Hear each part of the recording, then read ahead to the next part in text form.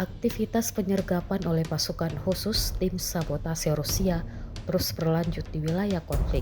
Salah satu aksi terbaru mereka terekam dan beredar luas di Telegram Rabu 2 Juli 2025. Dalam video tersebut, tampak pasukan khusus Rusia menyergap sebuah kendaraan yang diduga ditumpangi mata-mata Ukraina.